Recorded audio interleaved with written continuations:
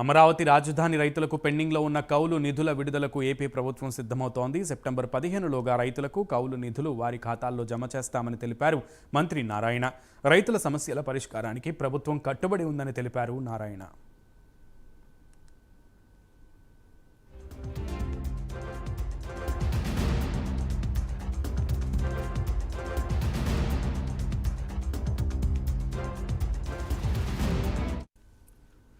రైతుల సమస్యలన్నీ పరిష్కరించడానికి కూటమి ప్రభుత్వం సిద్ధతను వ్యక్తం చేస్తుందంటూ కూడా మంత్రి నారాయణ తెలిపారు. దీనికి సంబంధించి పూర్తి సమాచారం సెక్రటేరియట్ నుంచి మా ప్రతినిధి శ్రీనివాస్ అందిస్తారు. శ్రీనివాస్.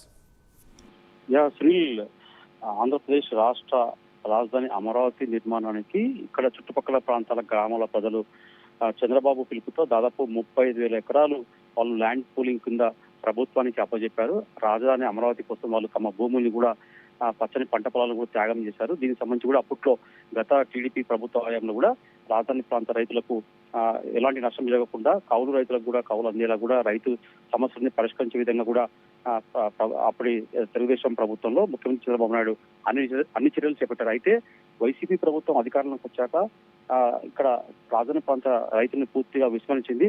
అమరావతి రాజధానిని ఎక్కడ నిర్మాణం అక్కడ ఆపేసింది. దీంతో రైతులకు కూడా అందాల్సిన అన్ని వాళ్ళకు రావాల్సిన కౌలు రైతు డబ్బులు కావచ్చు, ఇతర సమస్యలు కావచ్చు, అన్ని ఎక్కడెక్కడ పెండింగ్ ఉండిపోయాయి. ఈ నేపథ్యంలోనే కూటమి ప్రభుత్వం ఏర్పడ్డాక ముఖ్యమంత్రి చంద్రబాబు నాయుడు అమరావతి రాజధాని పైన పూర్తి స్థాయిలో ఫోకస్ పెట్టారు.